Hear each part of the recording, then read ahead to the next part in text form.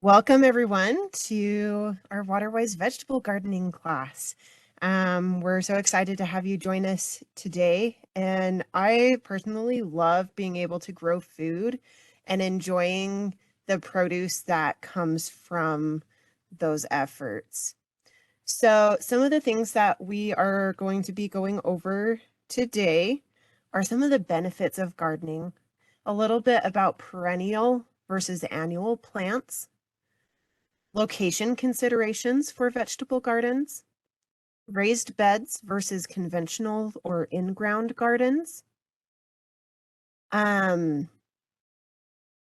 drip irrigation, some of the types and some basics on how to install them, and some about hydrozoning, and then also a little bit about maintenance. And then at the end, if we have some time, I have a couple photos of vegetable gardens in people's yards for some inspiration for you if you're installing a new vegetable garden. You will notice that on this list, it does not have specific crops. That is not something that we'll be going over today, or how to grow specific plants. But we do have some resources towards the end of the presentation that can provide you with some of that information. So some of the benefits of gardening, there are many benefits, some of which are health benefits in many different ways. It can help your physical health as you're outside and being physically active, taking care of a garden. It can also help your mental health. There are many studies that show that being outside can increase your mental health. It can also be a good way to have social interaction with family members and friends.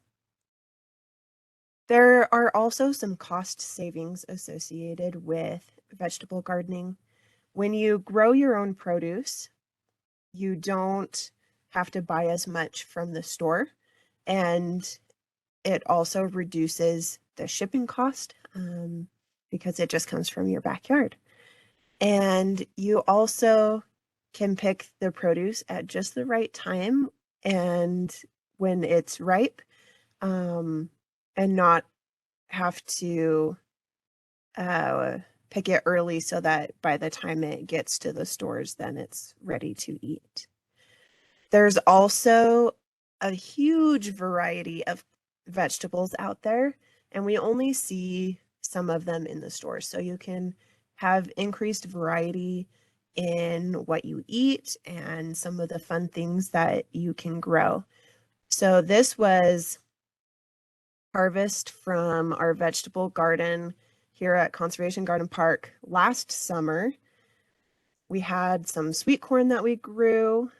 It was actually this red sweet corn, and a bunch of different types of tomatoes and cucumbers and all sorts of fun things. We've also grown striped zucchini, husk cherries or ground cherries, and some fun varieties of eggplants. So now going into a little bit some of the differences between annuals and perennials. Annuals cover most of what you generally think of when you think about vegetable gardening. They are plants that don't survive our winters and complete their life cycle in 1 year and have to be replanted every year. Perennials come back year after year, and so they have more extensive roots and use less water. For the purpose of this class today, we are mainly going to be talking about areas where annual vegetable plants are located. When you are deciding where to locate your vegetable garden, there are several factors to consider, including sun exposure, the functionality of the area, and how you're going to water the plants. Because all plants need water, and water is one of our more scarce resources, and so we need to be aware of how we're using it. But we also need to make sure that the food we're growing has the water it needs. Most annual vegetables prefer full sun, which means 6 to 8 hours of direct sunlight. If a site with those locations is, if a site with those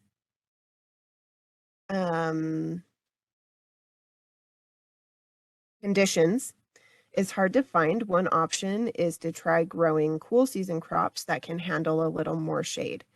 So some of those examples of cool season crops that can handle a little more shade are things like broccoli or cabbage or lettuce. Beets have also done relatively well for us in some shade. And one thing to be aware of is that the site conditions can change over time.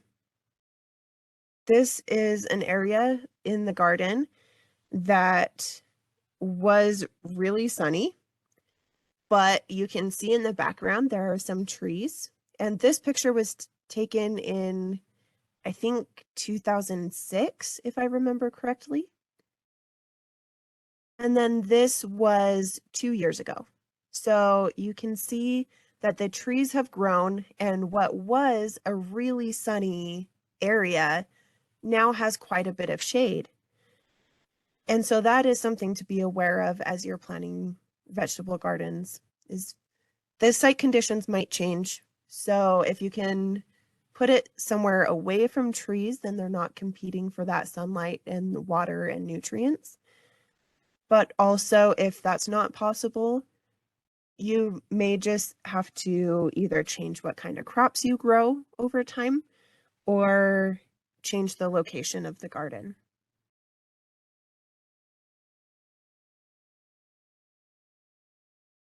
So another thing to think about with vegetable gardens is how to make it most functional for you.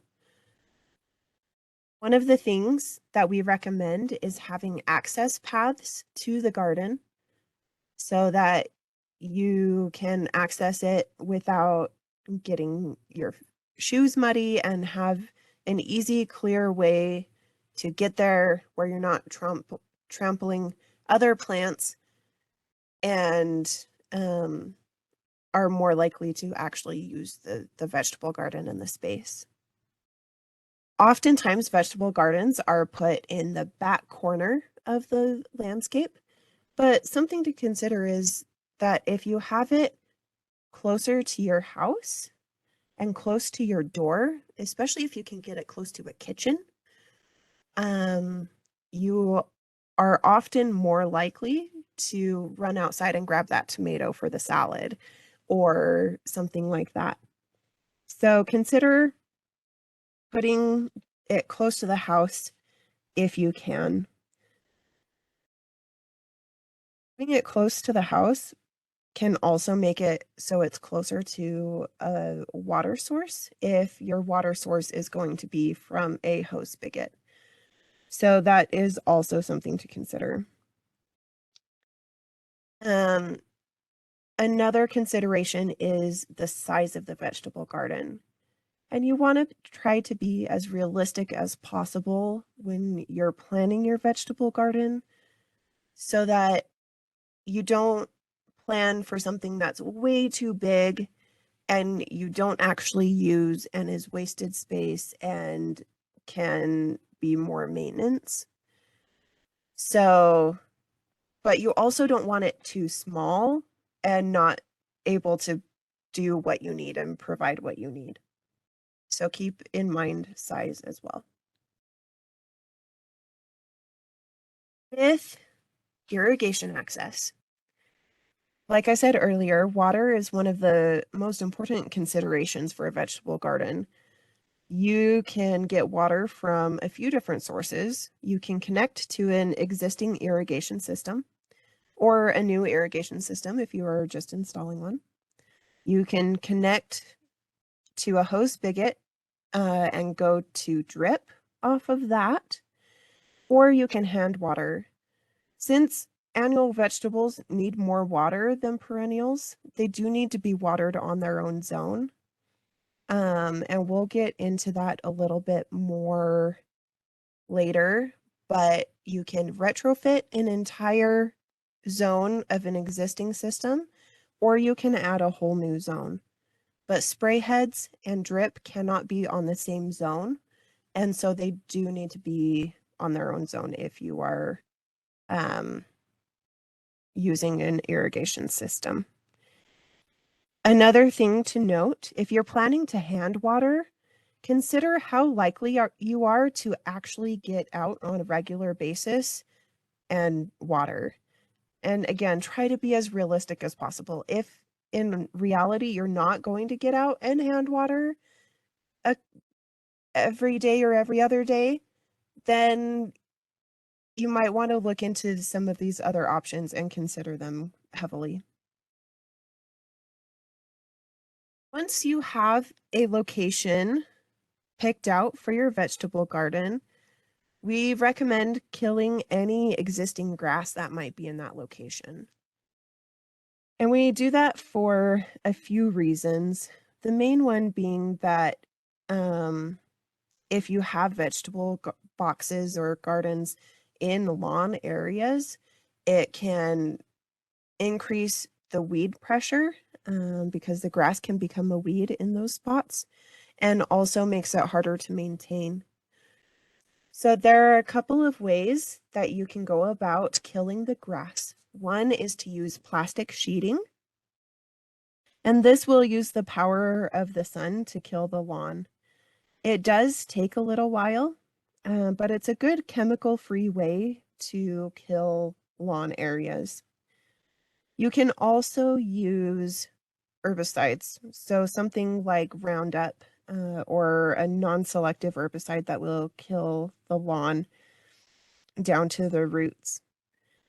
The best approach to do this is to spray once and then wait for a couple of weeks before removing the lawn so that you can make sure that all of the lawn has died back to the roots before you remove it. And just a note, we discussed the use of chemicals because in order to have an integrated pest management program, you need all the options on the table. We are not promoting the use of chemicals, but it is an option if you choose to. Here is an example of why we highly, highly recommend removing lawn from the area where the vegetable garden will be. This is a picture of some raised beds in a lawn. And you can see that the maintenance can be quite challenging, and you can see how much grass is growing up inside of those vegetable boxes. And all of those edges are places where you can take out a string trimmer and trim down the grass. And the only thing you really use the lawn in between those boxes for is when you're mowing. So this homeowner redid their landscape, and this is their new vegetable garden, where you can see that the lawn is way away from the vegetable boxes. So that reduces the weed pressure and also the maintenance of mowing the lawn.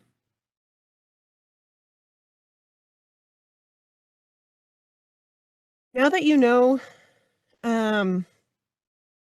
where your garden is going to be and you've prepared the site, we're going to talk about two main styles of vegetable gardens: raised beds versus conventional or in-ground gardens. They both have advantages and disadvantages, which we will go over in the next couple of slides. But there are some basic things to consider. So they are the ones listed on the screen: the cost, what look you want in your yard for your garden, the functionality for you and your family, and the space that you have. So we'll discuss some of those advantages and disadvantages and then go over additional considerations for each type of garden. With raised beds, there are several advantages. They can be built to a height where people can access them from a wheelchair, or if you can't bend over very much, then they can be built so you can sit on the wall, on the edge of the bed, and reach in to do maintenance in the garden. You can also generally get more produce um, out of a smaller square foot area than in conventional gardens, which can be a benefit if you're wanting more produce but have limited space. There's reduced compaction because you're not climbing into the beds to harvest or do maintenance. They often have improved drainage because of the soil mixes that you put in them. And they can help contain plants that like to spread so that they don't take over your landscape. There are also some disadvantages to raised beds because they aren't the native soil and they do tend to have better drainage. They also dry out more quickly and they are more costly to install initially. Some of the advantages of conventional gardens are that they retain moisture longer, especially in clay soils, which most of Utah has. They would retain more of that moisture for longer. They also have very, very low initial cost to install. And if the site conditions change or your family situation changes and the garden is now too big or too small or needs to move, they can be easily moved and that area can be repurposed pretty easily.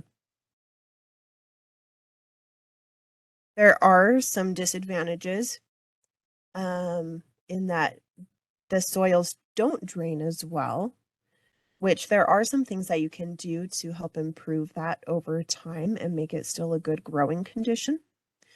They are more prone to having compaction issues, and it can be physically taxing to maintain these gardens.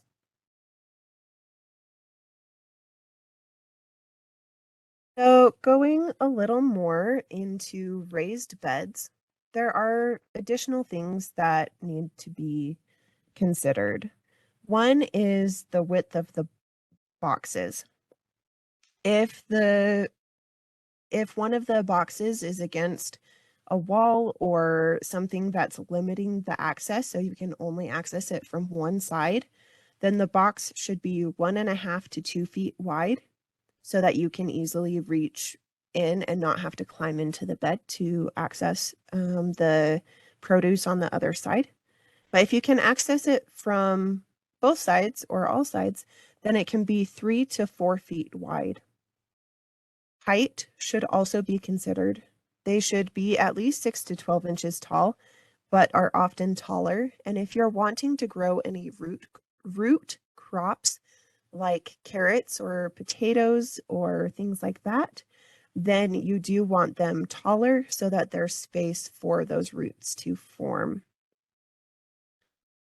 Also, if you're trying to make it accessible for someone in a wheelchair or for someone who can't bend over much, then you want to make sure it's tall enough to meet those needs. But the taller it is, the more soil you will need to fill it, which increases the cost. Also, the more material you need to actually build those boxes, which again increases the cost. And you need more structure to support the weight of the soil. But they can be really, really beneficial. And there are ways, if you are creative and can find some of the materials for cheap on some of like the KSL Classifieds or Facebook Marketplace or some of those types of resources, you can get the materials for cheaper, which can help alleviate some of those costs. There are also many different types of materials that can be used for these beds. Oh, I forgot I had a picture of a shorter bed here. So you can see that they can be pretty short and simple. But here are some of the different types of materials that can be used for building these raised beds. You can use metal or wood or bricks or plastic or vinyl. They have some that are in kits that just kind of snap together. Or you can do a combination of things depending on what you can find and what you have access to. But no matter what type of material you use, you do want to make sure that it is non-toxic, or if you do need to use something that has been treated with a chemical that could leach into the soil or get into the plants, then it should be lined with plastic or landscape fabric to act as a barrier to keep the roots from hopefully taking up those toxic materials. Another thing to consider is the shape of the raised beds. They are often rectangular, but they don't need to be. So you can get creative with your gardens. So here's one that's kind of a different rectangular, basic rectangular form with a couple of layers. And here's one that's more hexagonal. But no matter what shape, you do need to make sure that there is enough structural support to hold the weight of the soil. Like I said before, this is especially important with taller beds, but even with short beds, if they're really long, it's important then as well. With all of the resources and effort that you put into these beds, you want to make sure that they'll last as long as they can. Now, moving into conventional gardens. If you're doing a conventional or in-ground garden in a spot that hasn't been landscaped before or has only ever had a lawn, you'll want to till the area to get it ready for planting, especially if it's a new construction and the soil is really compacted. You then want to lay out drip in a grid pattern, which will water the area evenly. And you want to make sure that you have designated paths so that you can stick to those and avoid being in the garden as much as possible so that you can avoid compaction. And you want to cover it with mulch, including the drip line to help keep the moisture in the soil, keep it from evaporating and staying where the plants need it. The mulch will break down over time, and so you do want to add more each year.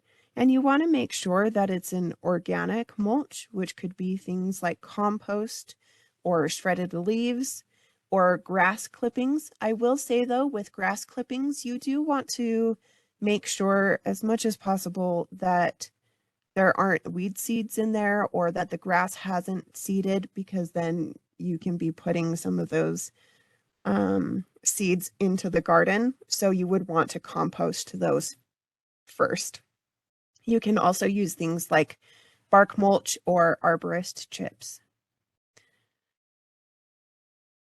Again, you want to stick to designated paths to avoid compaction of the soil, especially around the vegetable plants.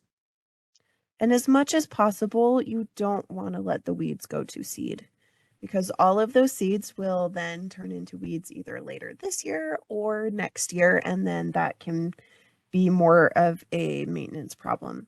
But also, life happens. Sometimes things get crazy, and sometimes you can just do what you can do. And it's okay if some of your weeds go to seed. You can always get control of it at a later time when things calm down and situations change. All right, so now we're going to get into drip irrigation. So there are several advantages to watering with drip irrigation. Being able to slow down the water can be beneficial and really allow the water to soak into the soil where the plants can access it. The leaves of the plants don't need water, and in fact, getting water on the leaves of many vegetable plants can cause increased chance of fungal diseases and bacterial problems with the plants.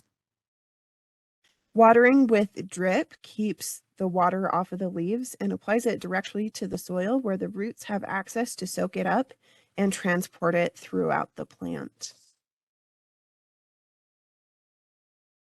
Here's a quick overview of the process of installing irrigation for raised beds. So first you lay out the PVC pipes and add stub ups where the garden beds are going to be. So in this particular case, it was for raised beds, and these were shared with us by a homeowner. So we're very grateful for these photos that they shared this process with us. And then you put the raised beds, or if you're doing a conventional garden, you would put smaller stub ups and then go through the rest of this process when the beds were ready to go. These stub ups are glued underground but left longer than they need to be so that you have the flexibility of where to cut the pipe once the beds are in place. Then you fill them with soil and cut down the pipes to the soil level and add the drip irrigation. And then this is that same garden later in the year when it had produce growing. There are a couple of things that every drip zone needs. You need to have a pressure regulator and a filter on any drip zone. Now, there are a couple of ways to accomplish this. One is that you can use a Rainbird retrofit kit that fits into a standard spray head body and has the pressure regulator in the cap, and the filter is inside the sprinkler body.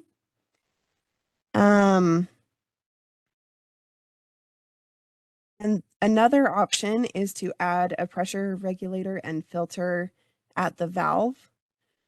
And the goal is to get the pressure down to 20 to 30 psi. And a lot of irrigation systems are quite a bit. So this is really, really important, and it will help your drip last a lot longer. And another note with these, sometimes, especially if you have secondary irrigation, but for culinary water as well, you do need to make sure that the pressure regulators and filters are easily accessible. So they're in like an irrigation box or something where you can get to them easily, because sometimes you do need to clean out the filters so that they work properly. If you're going off of a hose spigot, there are timers that can be attached and pressure regulators and filters that can go on those and then attached to the drip line.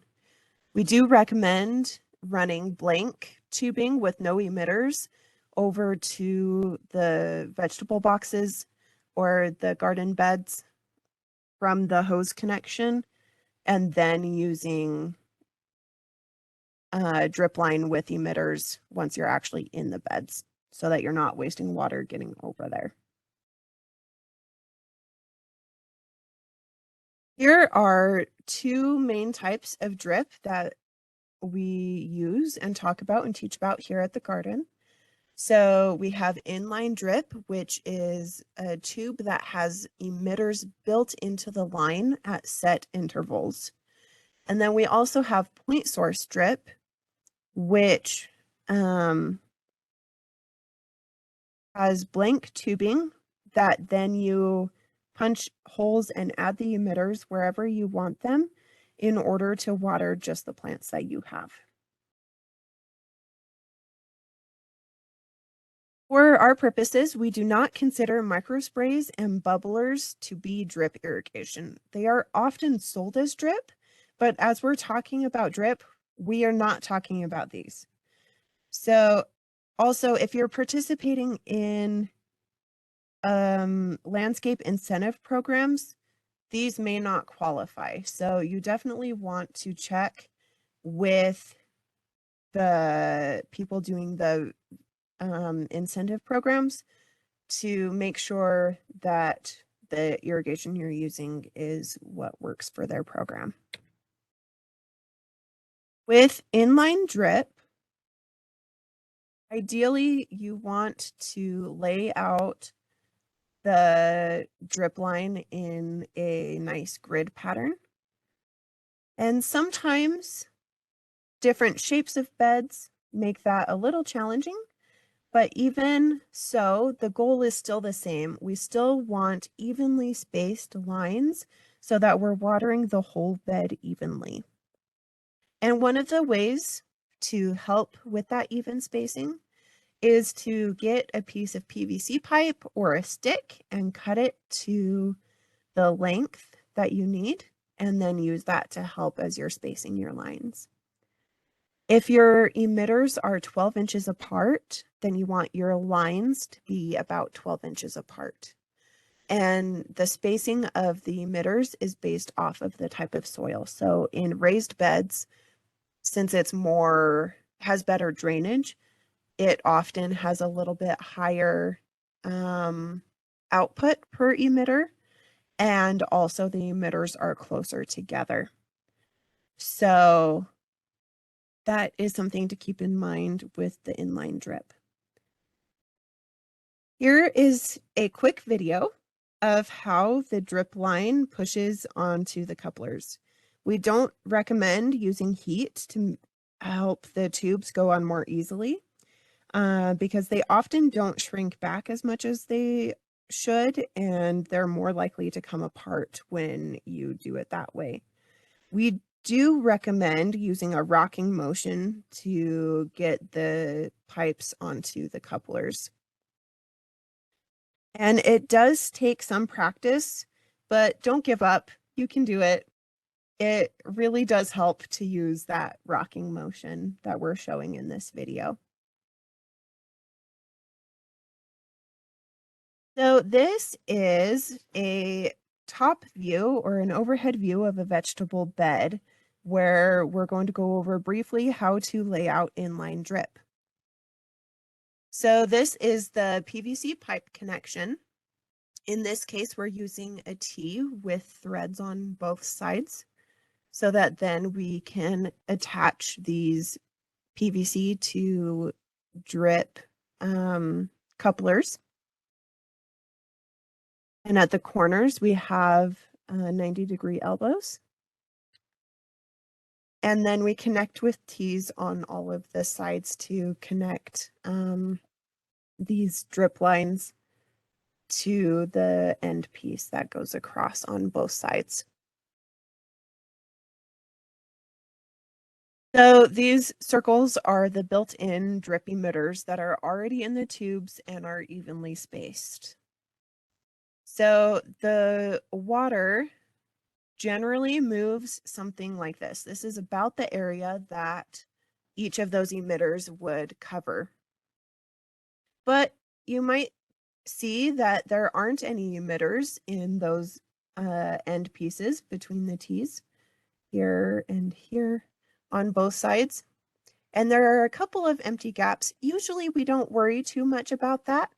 But if you are concerned and want to make sure that those areas are getting watered as well, then you can just make sure that the tubing you use in those sections has emitters in them. So here we just made sure that 2 of the sections had an extra emitter, and you get a little bit of overlap, but it helps cover those other areas. This is a really forgiving process and can be overthought pretty easily. So just know that the inline drip works really well. Lay it out in a grid pattern. You don't have to worry too much about where the emitters are.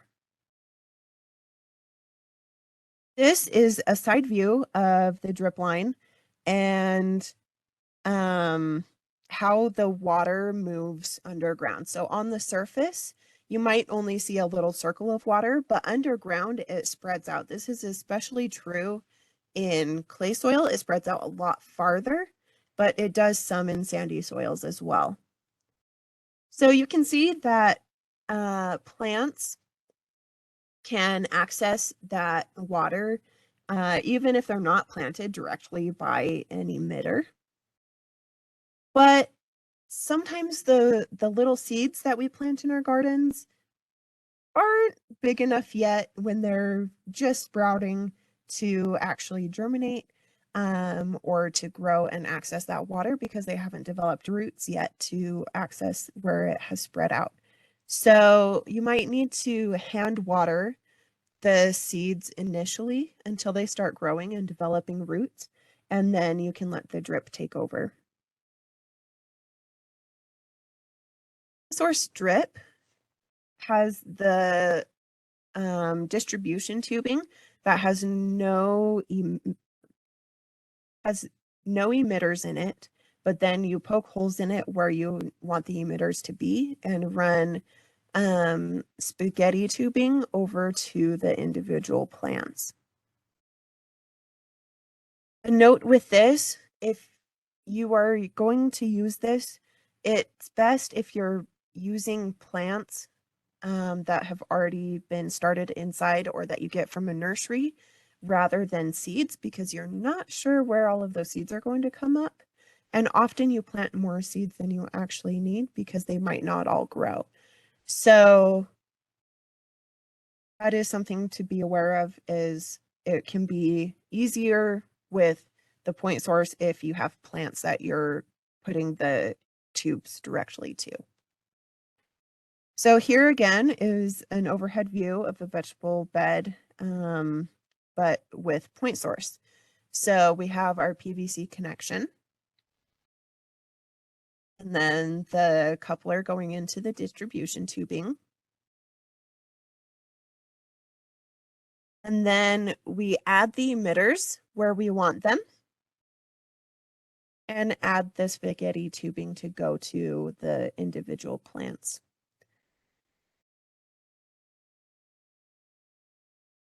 Source can also be done with multi-outlet drip manifolds. If you have several plants in a relatively small area and you don't want to put that many emitters in a little area of your distribution tubing, you can use manifolds.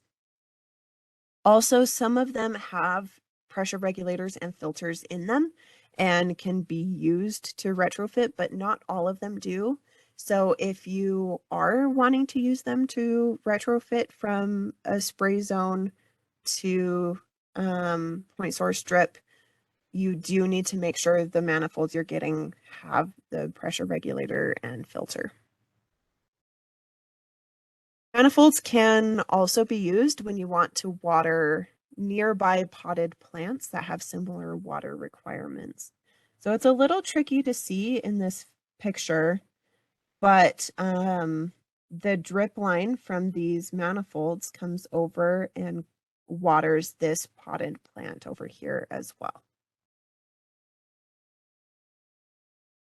No matter which type of drip you use, we recommend adding ball valves to the raised beds or sections of your garden, because when you do this, you can control where the water is going better. If you look at this photo, you can see where each of these boxes has an individual shut-off valve. And in this one, this is a good example of why those can be beneficial. This planting bed doesn't have anything in it, but the rest of the garden is planted. And so they were able to turn off the ball valve for the empty vegetable bed until they're ready to plant in it, and still let the rest of the garden get the water that it needs without watering weed seeds that would be in this other bed. And a lot of people don't realize how well vegetable gardens can do on drip, but they can do really well and produce a lot of food with reduced disease pressure and fungus problems. So thing to keep in another thing to keep in mind when planning your irrigation for your vegetable garden is what type of plants you are going to put in. As we mentioned at the beginning of the class, annuals have a 1-year life cycle and have to be planted every year. They don't survive our winters. So their root systems tend to be pretty small and not very extensive, so they need water more frequently. Perennials come back year after year, and they may die to the ground for the winter, but they come back from the roots every year, which allows those roots to grow bigger and a lot more extensively, so they can pull water from a bigger area and require less water. So these do, again, need to be watered separately from each other. So here are some examples of annuals that grow in vegetable gardens. So we have carrots and cucumbers and tomatoes. And for ease of watering, because they do need to be watered separately from perennials, it's easiest if you group them together into designated vegetable garden beds. Pumpkins also fit into this category. There are some other tomatoes and some squash. And there are several annual flowers that can be planted and mixed in with the vegetables as well, since they are both annuals. Pansies are one of those, and they also are edible, which can be a fun addition to a vegetable garden.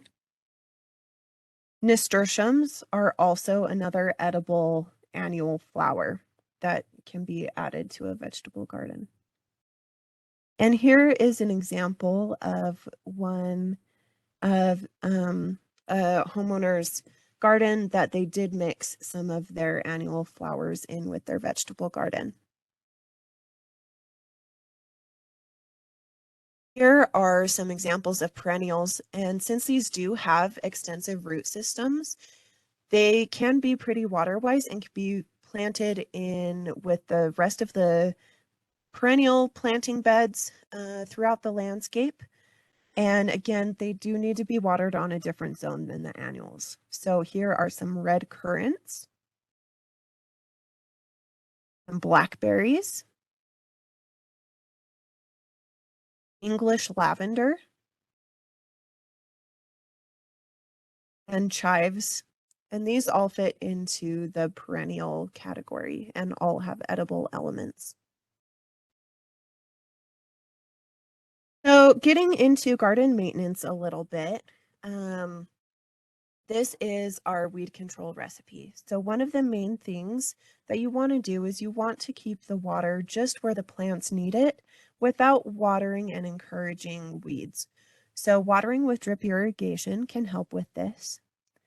Applying a thick layer of organic mulch or crushed leaves can help suppress the weeds and keep the moisture in the soil. Avoiding soil compaction is really important because there are several weeds who thrive in compacted soil. So if we can avoid compacting the soil, we can make it harder for some of those weeds to grow. Minimize tilling because when you till, it can bring soil, weed seeds that are in the soil to the surface where they can germinate and have the conditions they need to grow. And again, we want to keep lawn away from garden areas to reduce the weed pressure from that lawn grass. So just a couple of key takeaways.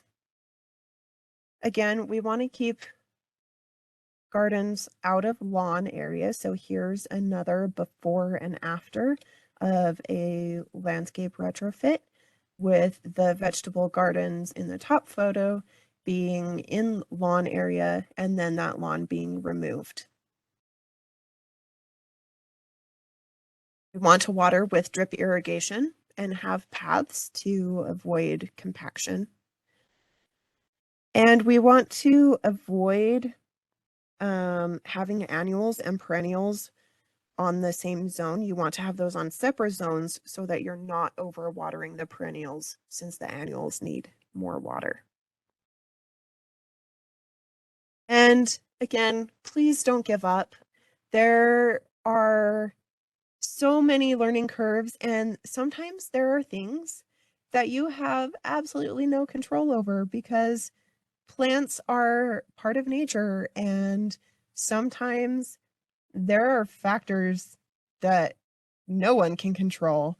And you might have a year where your vegetable garden doesn't do as well, or when you can't get out and take care of it as much and it gets taken over by weeds. But that's okay. You can always try again, and you can always try new things. And yeah,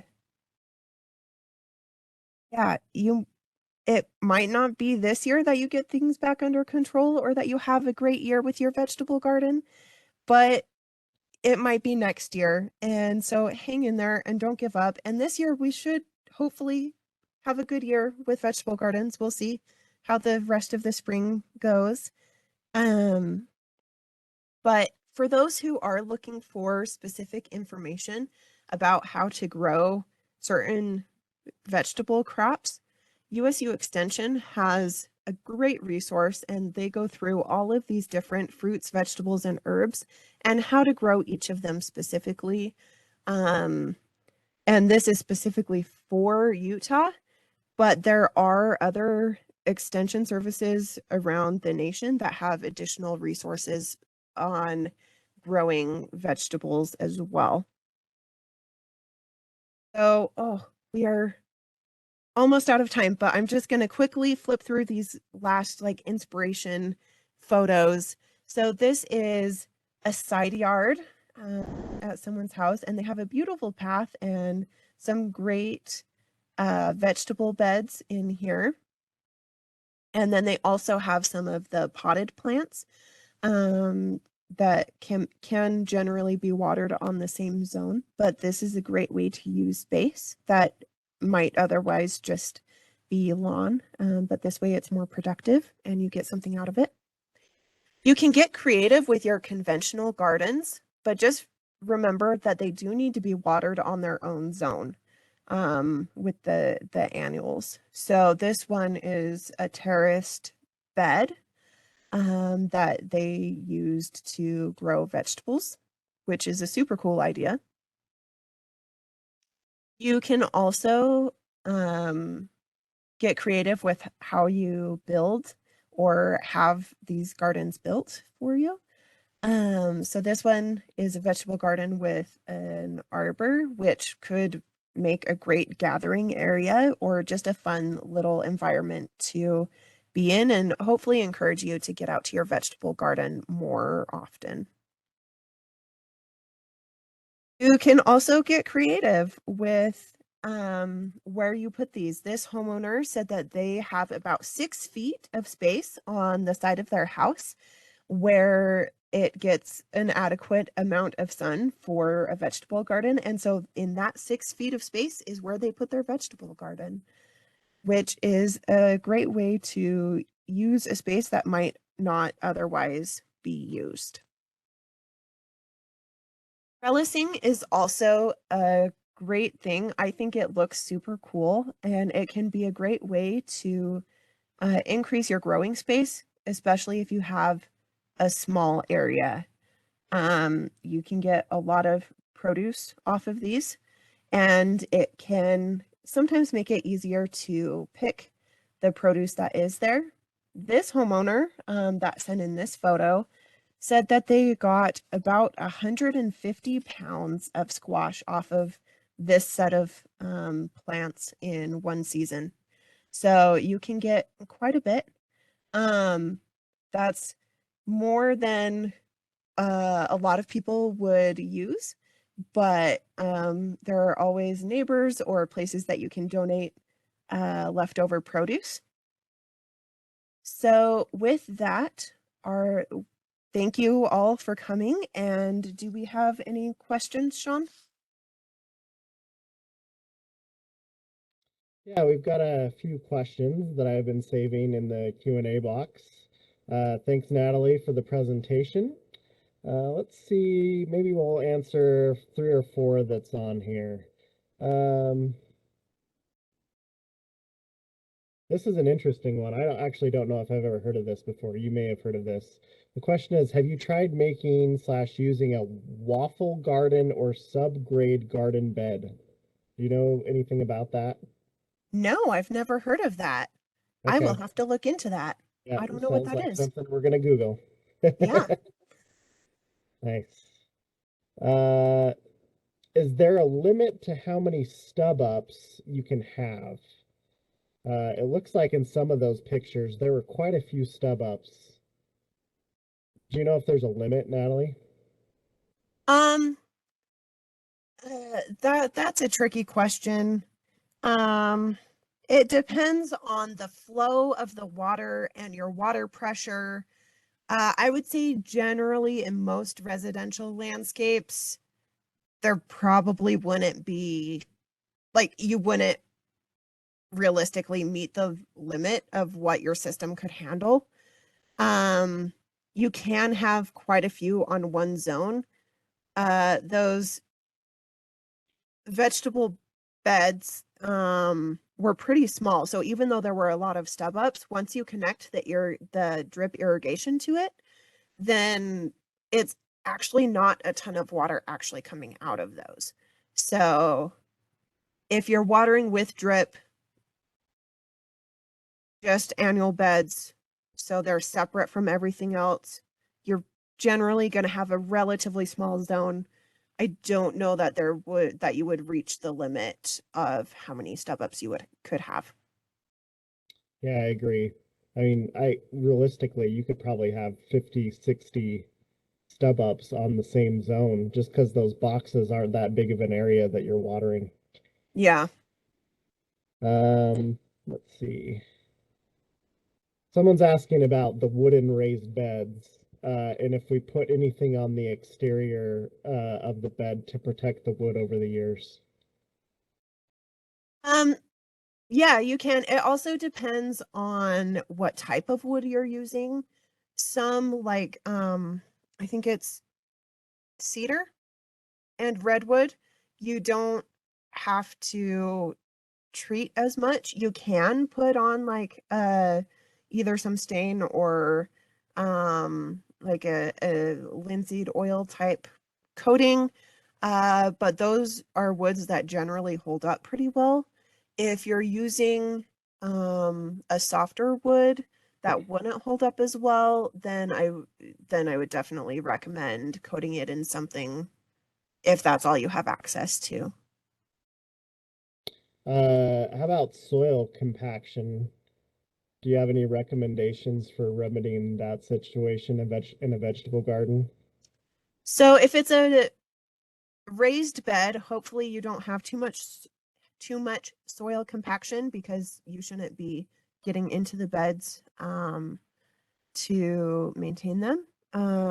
If you build them, limit the width so you can reach in from the sides.